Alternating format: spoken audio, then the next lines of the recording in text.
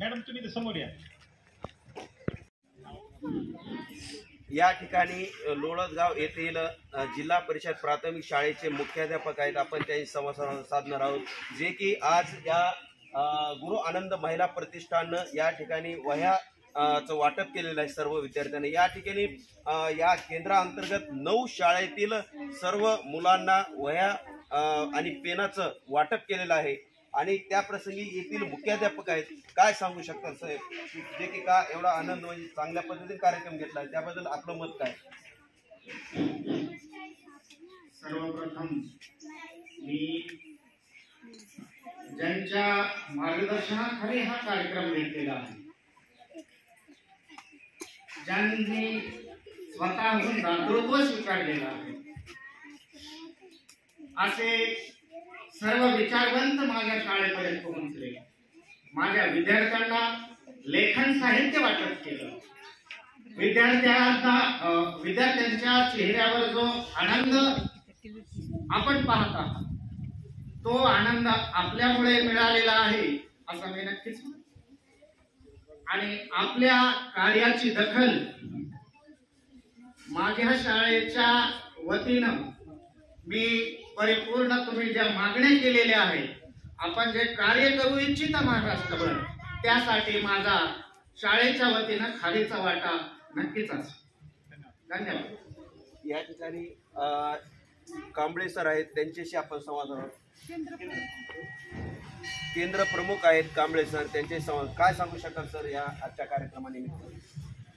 तर गुरु आनंद महिला प्रतिष्ठानच्या वतीने प्रत्येक वर्षी मोफत वह्या वाटपाचा जो कार्यक्रम होत आहे, तर आमच्या पूर्ण केंद्रामध्ये हा पहिल्यांदाच कार्यक्रम होत आहे। तर आम्ही एप्रिलमध्ये मॅडमशी संपर्क साधून पूर्ण केंद्राला या प्रतिष्ठानचा कसा लाभ होईल यासाठी आम्ही त्यांची मदत घेतली होती। आणि या ठिकाणी केंद्रांतर 9 शाळेचा आज इथं कार्यक्रम झालेला आहे। खरोखरच ओस्तवाल मॅडमचं काम जे आहे ते खूप असं सुंदर काम आहे।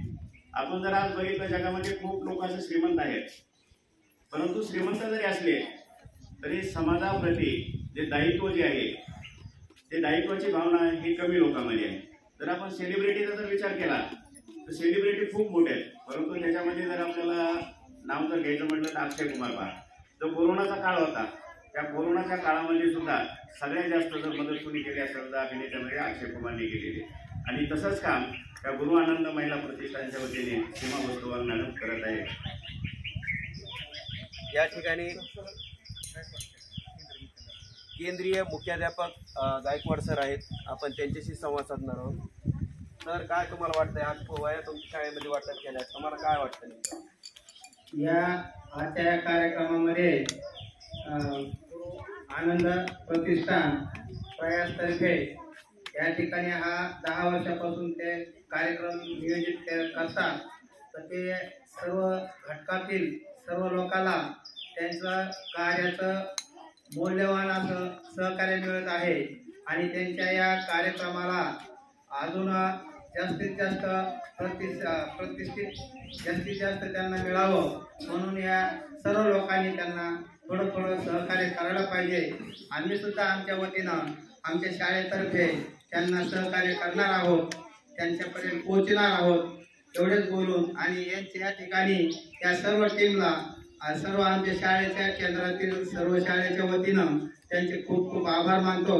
आणि असाच कार्यक्रम दरवर्षी व्यवस्थित चांगल्या पद्धतीनं पुढे न्यावं, आम्ही सुद्धा त्यांना थोडं सहकार्य करत राहू, असे या ठिकाणी हमी देऊ।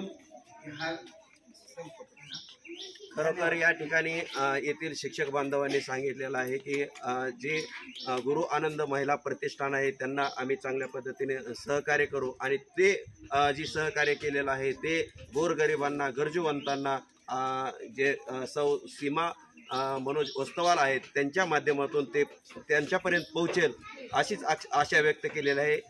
विकासनामा लाईव्ह, बालासाहेब पपाळ, लोळदगाव, बीड।